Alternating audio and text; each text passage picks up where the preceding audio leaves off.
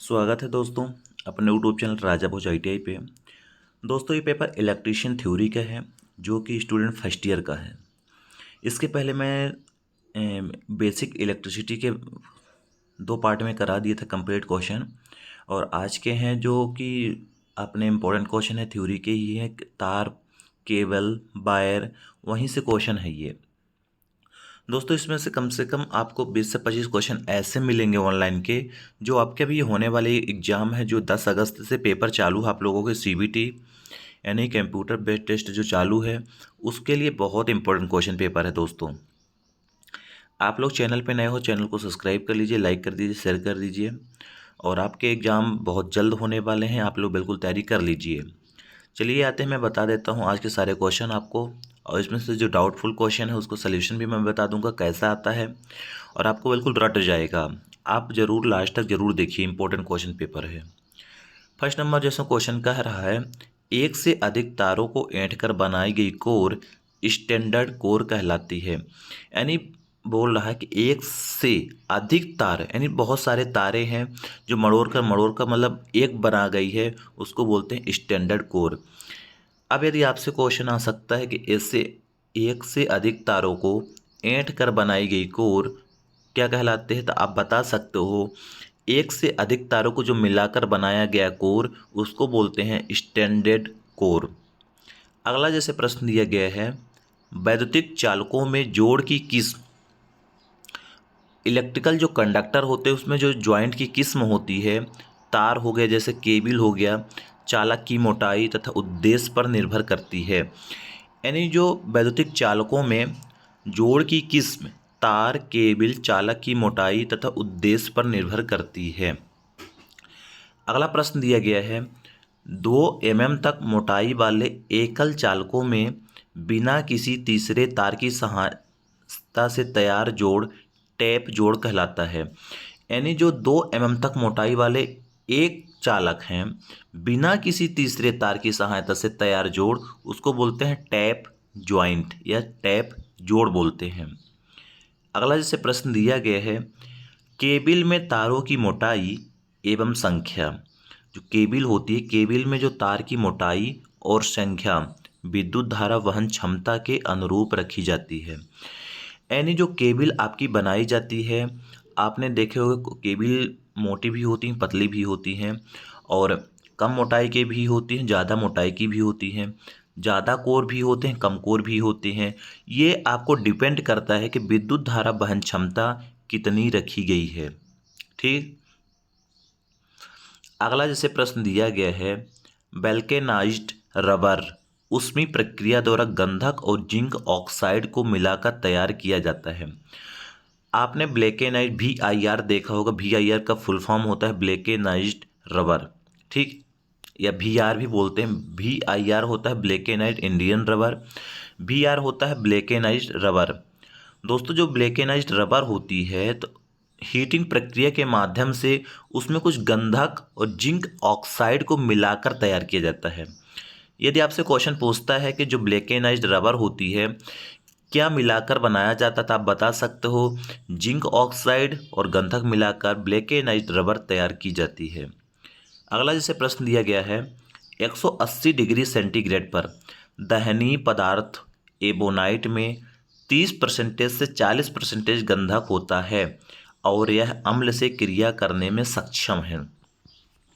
यानी जो 180 सेंटीग्रेड पर जो दहनीय पदार्थ होते हैं, एबोनाइट में 30% से 40% गंधक होता है और यह अम्ल से क्रिया करने में सक्षम है। अगला जैसे प्रश्न दिया है, रेजिन एक प्रकार का संश्लेषित पदार्थ है जो बेकेलाइट बनाने में प्रयोग होता है। दोस्तों जो रेजिन होता है, रेजिन एक प्रकार का संश्लेषित पदार्थ है जो बेकेलाइट बनाने में प्रयोग होता है, जिससे सामान्यतः अचालक खोल बनाए जाते हैं। अगला प्रश्न है, पोर्सलेन का प्रयोग ओवरहेड लाइन हेतु अचालक, kit kat, fuse, switch, heating element के लिए प्लेटें आदि बनाने में किया जाता है। यदि आपसे पूछा जाता है कि जो किट कैट फ्यूज होते हैं, हीटिंग एलिमेंट होते हैं, कहाँ से बनाए जाते हैं, कैसे बनाए जाते हैं, या कौन सा मटेरियल यूज किया जाता है, तो आप बता सकते हो किटकैट फ्यूज हो गया, या हीटिंग एलिमेंट होते हैं, ये पोर्सलिन का उपयोग करके बनाए जाते हैं। जो ओवरहेड लाइन पे इंसुलेटर लगे होते हैं वो भी पोर्सलिन के ही बनाए जाते हैं। यानी जो अचालक सामग्रियाँ होती हैं जैसे फ्यूज हो गया और हीटर की बेस प्लेट हो गई, हीटिंग एलिमेंट के प्लेट हो गई, इंसुलेटर हो गए, ये सभी पोर्सलिन के ही बनाए जाते हैं। क्वेश्चन ऐसे ही आ सकते हैं, आप लोग पूरा क्वेश्चन रट लो। चैनल पे नए हो चैनल को सब्सक्राइब कर दो, लाइक कर दो, शेयर कर दो। अगला प्रश्न है, अर्धचालक पदार्थ शुद्ध अवस्था एवं कम तापमान पर अचालक तथा अशुद्ध मिलाने अथवा तापमान बढ़ाने पर चालक में परिवर्तन हो जाते हैं। यानी जो अर्धचालक पदार्थ होता है, तो अर्धचालक पदार्थ शुद्ध अवस्था में एवं कम टेम्परेचर पर अचालक तथा अशुद्धि मिलाने पर अथवा तापमान बढ़ाने पर चालक में परिवर्तित हो जाता है। यानी जो सेमीकंडक्टर डिवाइस होता है, तो सेमीकंडक्टर डिवाइस जब अपने नॉर्मल अवस्था में होता है तो वो क्या होता है कि अचालक की तरह काम करता है। जब अर्धचालक को हीट के रूप में बढ़ाया जाता है, नहीं हीट किया जाता है, टेम्परेचर बढ़ाया जाता है, तब उसमें इलेक्ट्रॉन फ्लो होने लगते हैं, यानी वो चालक में परिवर्तित हो जाते हैं। आपसे क्वेश्चन भी पूछ सकता है कि अर्धचालक पदार्थ शुद्ध अवस्था में किस तरह कार्य करते हैं और जब तापमान बढ़ाते हैं तो किस तरह कार्य करता है। आप यही बताओगे, जो अर्धचालक पदार्थ होते हैं तो शुद्ध अवस्था में कम तापमान पर इंसुलेटर की तरह कार्य करता है, और जैसे उसका टेम्परेचर बढ़ाने लगते हैं या टेम्परेचर बढ़ जाता है तो कंडक्टर की तरह परिवर्तित हो जाते हैं। जैसे नेक्स्ट दिया है कि घरेलू वैद्युतिक वायरिंग में प्रयुक्त तार 14 SWG और 165 SWG के तथा ओवरहेड लाइन में प्रयुक्त तार 6 अथवा 8 SW के होने चाहिए। यदि आपसे क्वेश्चन यही पूछ सकता है कि जो घरेलू वायरिंग होती है, घरेलू वायरिंग जो हम वायर यूज करते हैं 14 SWG से लेकर 165 SWG तक के उपयोग करते हैं। 165 SWG के जो वायर होते हैं वो सिरोपरिक ओवरहेड लाइन पे भी यूज किया जाता है और घरों में भी यूज किया जाता है। और जो ओवरहेड लाइन होते हैं उसमें 6 SWG और 8 SWG के जो ओवरहेड लाइन होती है जो आपके खंभे पोलों पे से जाती है, उसमें 6 और 8 SWG तक के वायर का यूज करते हैं। SWG होता है स्टैंडर्ड वायर गेज होता है। इसी गेज के माध्यम से जो हमारे वायर होते हैं, यानी कंडक्टर होते हैं, इसकी थिकनेस मेजर की जाती है। जैसे नेक्स्ट दिया गया ACSR तार, एल्युमिनियम कंडक्टर स्टील रेनिफोर्स। ACSR का फुल फॉर्म होता है एल्युमिनियम कंडक्टर स्टील रेनिफोर्स। तार 5 से 6 एल्युमिनियम के तारों के बीच में एक स्टील का तार रख कर स्टैंडर्ड तार के रूप में बनाया जाता है। आपने देखेगा कि जो ओवरहेड लाइन होती है, उस ओवरहेड लाइन पे जो कंडक्टर यूज किया जाता है एल्युमिनियम का होता है। उस एल्युमिनियम में 5-6 वायर होते हैं जो कि ऐंठ कर या घुमाकर बनाए जाते हैं। उसके बीच में एक स्टील वायर का यूज किया जाता है। वो स्टील वायर क्या होता है कि उस जो वायर होता है उसको मजबूती प्रदान करने के लिए लगाया जाता है। और इस तार का फुल फॉर्म है ACSR तार है, और ACSR का फुल फॉर्म है एल्युमिनियम कंडक्टर स्टील रेनिफोर्स। अगला प्रश्न जैसे दी गया है CTS होता है cap tyre seats. CTS, C का फुल फॉर्म होता है कैप, T का होता है टायर, S का होता है seats. Cap tyre seats cable का अन्य नाम टफ रबर सीट्स केबल है, जिसका प्रयोग नमी वाले स्थानों की वैद्युतिक वायरिंग में किया जाता है। यदि आपसे पूछा जाए कि नमी वाले स्थानों पर कौन सी हम वायरिंग कर सकते हैं या कौन से केबल यूज कर सकते हैं, तो आप यही बताओगे CTS, यानी हम नमी वाले स्थानों पे कैप टायर सीट्स का यूज कर सकते हैं।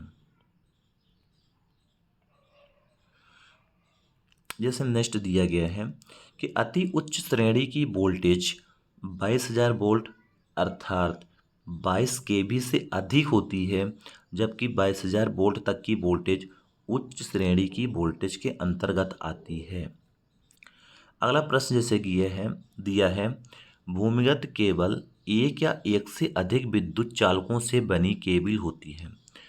जो अंडरग्राउंड केबल होती है जो ज़मीन में आप लोग यूज करते हो, तो एक या एक से अधिक कंडक्टर बनी होती है, यानी उसमें दो तीन कंडक्टरों से मिलकर एक केबल बनाई जाती है, जो आप लोग अंडरग्राउंड केबल के रूप में यूज करते हैं, जो अचालक पदार्थों के आवरण से सुरक्षा की दृष्टि से ढकी रहती है।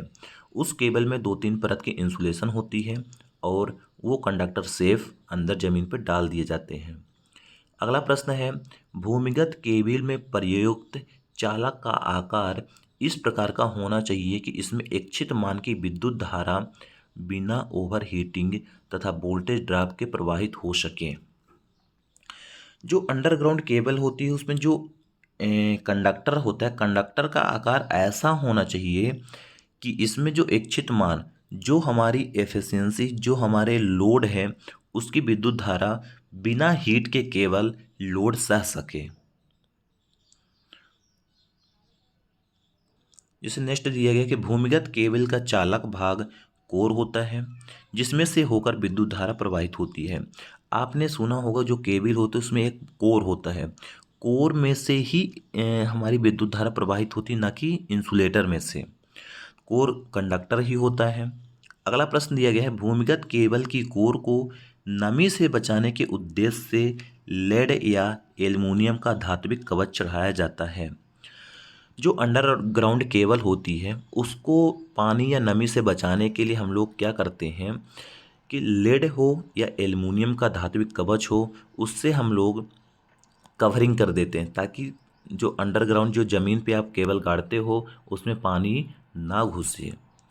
अगला प्रश्न है, रबर का प्रयोग उच्च वोल्टेज वाले केबल में नहीं किया जाता क्योंकि यह उच्च तापमान सहने में असमर्थ होती है। जो रबर वाला केबल होती है, जो रबर का प्रयोग हम लोग हाई वोल्टेज के लिए नहीं कर सकते, क्योंकि जो रबर होती है तो ज़्यादा वोल्टेज को लोड सहन नहीं कर सकती, आग लग जाएगी, पिघल जाएगी। नेक्स्ट जैसे बकलिंग बिटुमन पर नमी का कोई प्रभाव नहीं पड़ता, परंतु यह 50 डिग्री सेंटीग्रेड से अधिक तापमान सहने में असमर्थ है।